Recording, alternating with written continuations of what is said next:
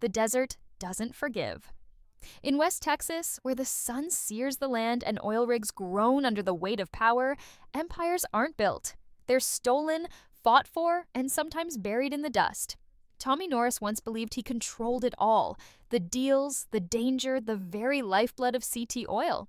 But power is a fragile thing, loyalty a fleeting illusion. The ground beneath him is cracking, and every shadow could hide a dagger.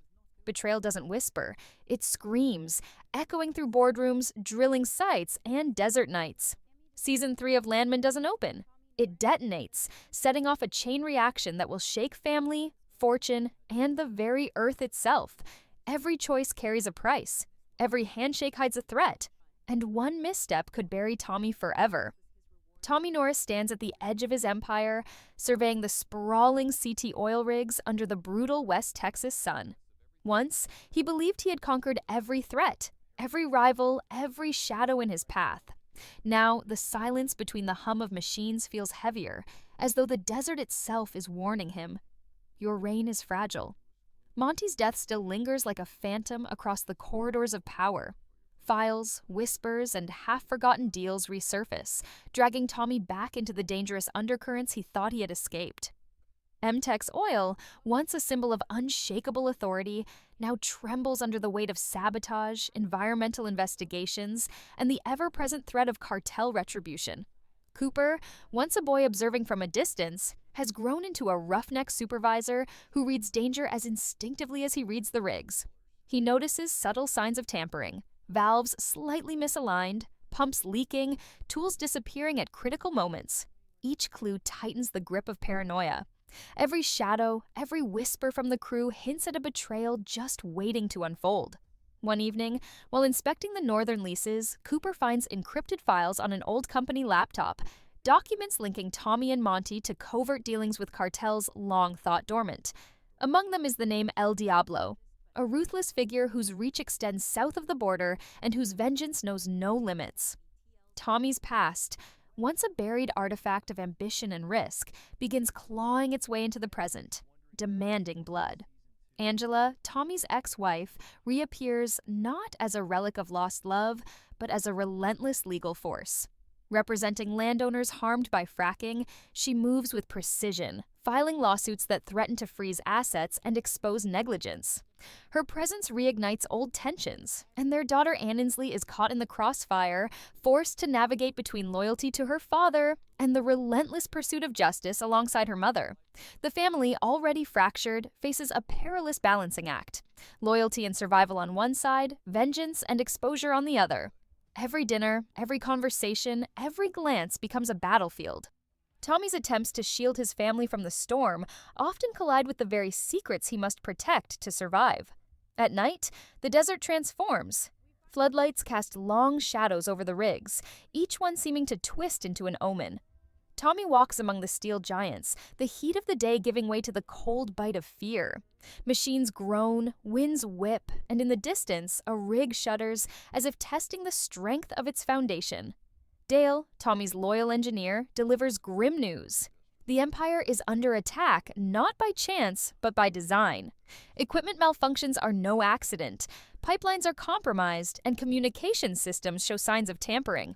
Someone inside the company is orchestrating chaos, and the identity of the saboteur remains a ghostly secret.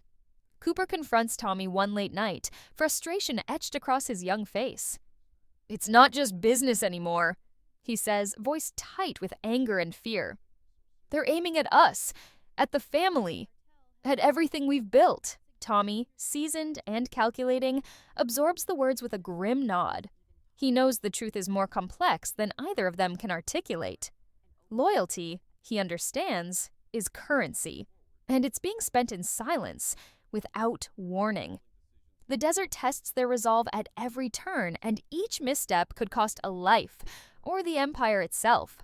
Meanwhile, Aninsley works in secret, uncovering financial irregularities hidden deep in CT Oil's ledger. Payments disguised as routine expenses, shell companies funneling money to unknown operatives, contracts rewritten in invisible ink. The evidence paints a map of a coordinated attack designed to weaken Tommy's control. She shares findings with Angela cautiously, Aware that any misstep could widen the family fracture or give enemies leverage. The tension is palpable. The desert sun has set, but the heat of ambition, betrayal, and survival burns brighter than ever. The first major strike comes without warning. A convoy transporting critical drilling equipment is ambushed on a desolate desert road. Explosions tear through the night, flames illuminating skeletal mesquite trees against a blood-red moon. Cooper leads the crew to safety, narrowly avoiding disaster. Tommy arrives moments later, surveying the chaos, knowing with chilling clarity that this attack is only the beginning. Each rig, each shipment, each employee is a potential target. Every ally is suspect. The Empire is cracking, and the first echoes of a storm that could drown CT Oil in ruin are only just beginning. As Section 1 closes, Tommy stands atop a ridge, overlooking the rigs as smoke curls into the night sky. Boardrooms will become battlefields. Legal threats will masquerade as strategy. Every hand he shakes could conceal a dagger, every ally a traitor. And as lightning splits the horizon, Tommy realizes the harsh truth. In the desert, survival isn't about strength. It's about seeing the betrayal before it finds you. Season 3 isn't gentle.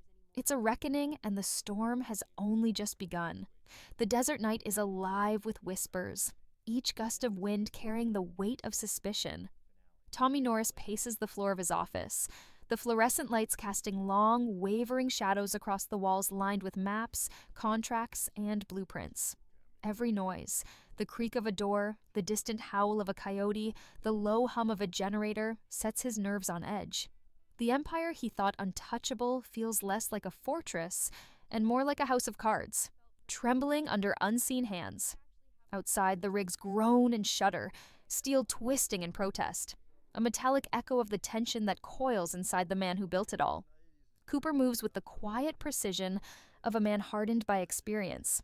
Once guided by his father's decisions, he now takes initiative, inspecting every rig, checking every system, questioning every crew member.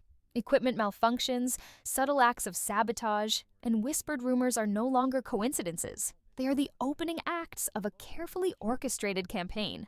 One night, while climbing the scaffold of a northern rig, Cooper notices footprints leading away from a secured area.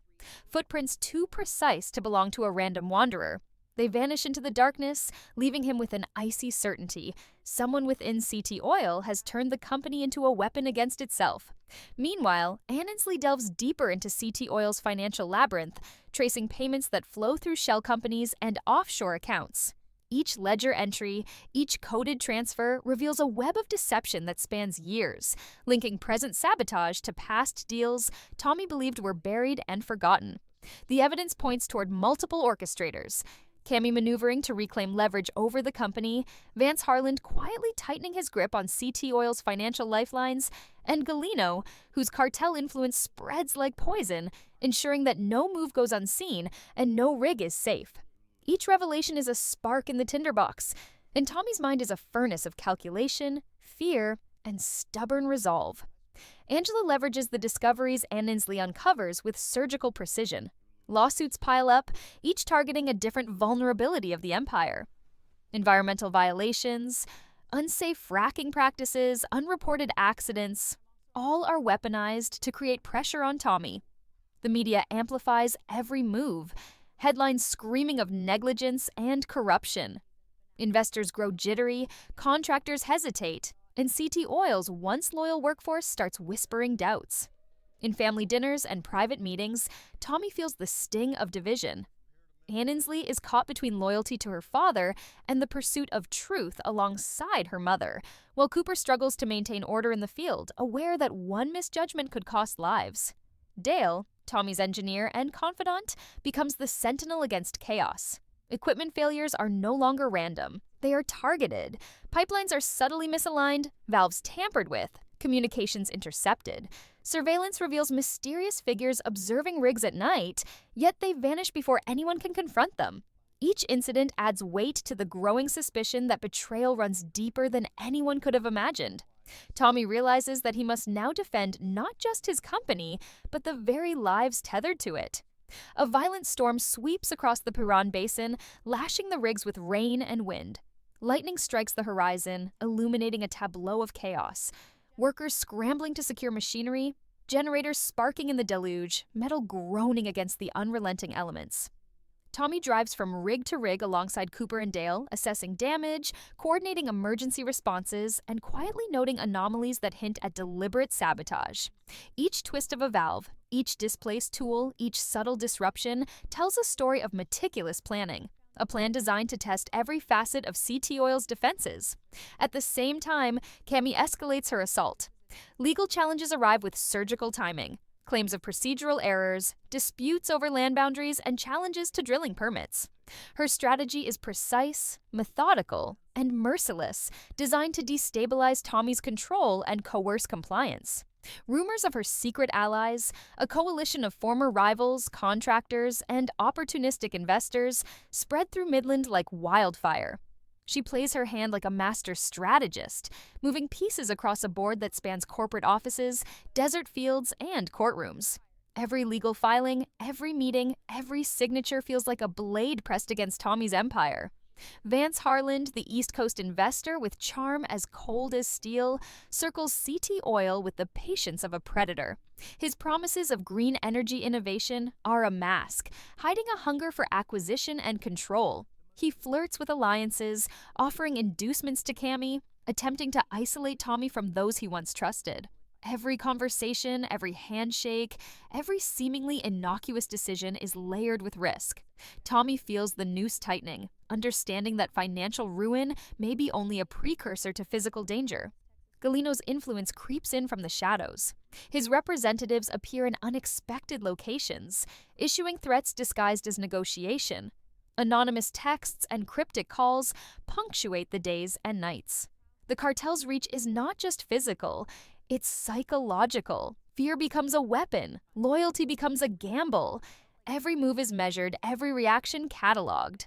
Tommy's instincts scream that one wrong step could cost not just wealth or reputation, but life itself. The first coordinated attack hits without warning. A southern rig experiences a catastrophic blowout. Flames engulf machinery, sirens wail, and workers scramble for safety. Cooper leads the response with grit and precision, but the damage is devastating.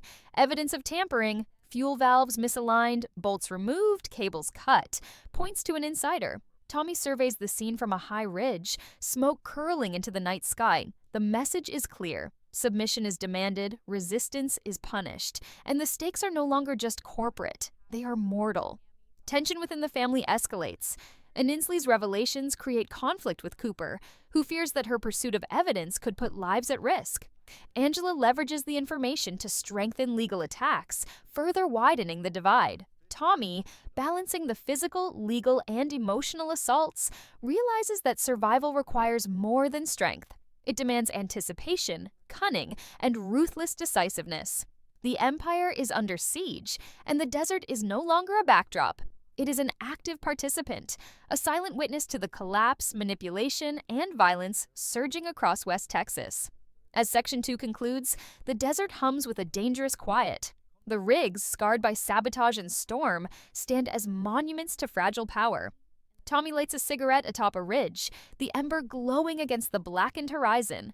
He knows that every ally is suspect, every move could be fatal, and every secret may explode into disaster. The storm of betrayal, blood, and destruction is rising, and CT Oil's empire teeters on the edge of collapse. The desert morning arrives with an uneasy quiet, the kind that presses against your chest and makes every sound feel like a warning. The rigs, scarred from sabotage and storm damage, groan under the weight of ongoing operations. Tommy Norris surveys the chaos from the ridge, where smoke still curls from the southern rig's blaze. The first strike was only the beginning.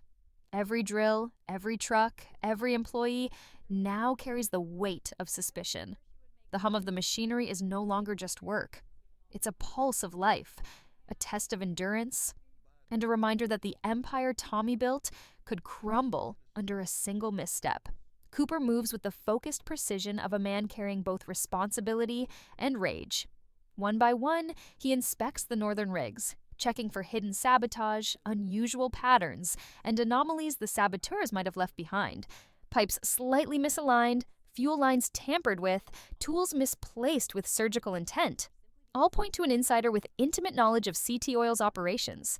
He confronts crew members quietly, reading hesitation in their eyes, noting every glance and twitch. Trust has evaporated. Every smile hides a knife. Every handshake is a potential death sentence. Cooper realizes the enemy is as close as the person standing next to him. Meanwhile, Aninsley continues her investigation into the financial labyrinth of CT Oil. Shell companies, coded transactions, and unexplained withdrawals reveal an organized attack against the family's empire. The sabotage in the field mirrors the manipulation in the accounts. Every leak, every misstep, every subtle disruption has a purpose. The handwriting is everywhere. Deliberate, calculated, merciless. Aninsley shares her discoveries with Angela, carefully weighing each revelation. The family tensions spike. Loyalty to Tommy versus the pursuit of justice. Love versus legality. Survival versus exposure. Every conversation between mother and daughter feels like a battlefield. Every interaction a test of nerve and resolve. Tommy faces the storm from every angle. Cammy escalates her legal maneuvers, filing suits against CT Oil with precise timing, challenging drilling permits, questioning lease ownership, and creating chaos in the boardroom. Each action is designed to weaken him, destabilize operations, and pressure him into submission. Her legal army moves like shadows across Midland, silently but relentlessly undermining every inch of the empire. At the same time, Vance Harland, the East Coast predator in the guise of an investor, circles the empire, offering seemingly benign opportunities to allies while quietly carving paths to seize CT Oil if Tommy falters. From the shadows, Galino makes his presence known. Cartel representatives appear unexpectedly, issuing veiled threats disguised as negotiations. Anonymous text messages, encrypted calls, and coded emails reach Tommy at all hours. The message is unmistakable. The desert does not forgive, and neither do those who wield power from darkness. Tommy's instincts, honed over decades of navigating deception, guide him, but even the most experienced man cannot anticipate every move. Every choice now carries mortal weight. Every misstep is a potential funeral. The first major sabotage hits a northern rig in the dead of night. Explosions tear through the equipment, fire igniting in multiple locations. Cooper races against time, leading the crew through smoke, heat, and falling debris. He identifies the origin of the sabotage: tampered fuel lines, disconnected valves, a missing sensor that should have detected the malfunction. The strike was precise, professional, and undeniably intended to send a message. Tommy arrives at the scene, surveying the chaos with grim calculation. The fire illuminates the desert sky, a reminder that the empire is no longer secure, that every decision carries lethal consequences. Amid the chaos, internal divisions flare. Crew members whisper suspicions about each other, old alliances crumble, and loyalty fractures under pressure. One heated confrontation nearly erupts into violence, only to be restrained by Cooper's growing authority and Tommy's calm, cold hand. But the tension lingers, palpable and dangerous. The rigs, once the beating heart of the empire, now feel like traps, each one hiding the potential for catastrophe. Aninsley's financial investigations uncover a more sinister plot. Resources funneled through hidden networks, payments to operatives who have already sabotaged CT Oil's operations, and coded messages revealing the next targets. The enemy is everywhere. Every transaction, every misstep, every shadow is a calculated move in a deadly chess game. She shares her findings with Angela, who prepares new legal attacks that could cripple Tommy's empire, forcing him to act decisively to protect the company, his family, and himself. The tension escalates further when a convoy carrying essential drilling equipment is ambushed on a remote desert route. Explosions rip through vehicles, flames illuminating skeletal trees under the moonlight. Cooper leads the crew to safety, narrowly avoiding death. The attackers vanish as mysteriously as they appeared, leaving behind chaos, fear, and the unmistakable mark of Galino's involvement. Tommy recognizes the signature: calculated, merciless, and precise. Yet, doubt gnaws at him. Could Cammy or Vance have orchestrated part of this as leverage? Every ally is suspect, every hand unseen, every shadow potentially deadly. Meanwhile, storms sweep across the Piran Basin, the heavens opening as if reflecting the chaos below. Flooded roads slow operations, lightning illuminates distant rigs, and the wind carries the sound of metal twisting and groaning under duress. Tommy drives from site to site, assessing damage, coordinating responses, and constantly calculating threats. Cooper joins him selectively, their bond strained but reinforced by the shared understanding of the stakes. Every conversation is loaded, every decision a potential trap. Loyalty, ambition, and survival collide under the desert's harsh gaze. As Section 3 closes, Tommy stands atop the ridge overlooking the burning northern rig. Smoke curls into the sky, the flames casting grotesque shadows across the desert floor. The empire he built with sweat, risk, and ambition teeters on the edge of annihilation. Enemies lurk in plain sight, secrets surface at every turn, and the first true battle for survival has begun. Betrayal is no longer a whisper. It is a roar, echoing through the desert and into the very soul of West Texas. Season 3's storm is rising, and CT Oil's empire may never be the same.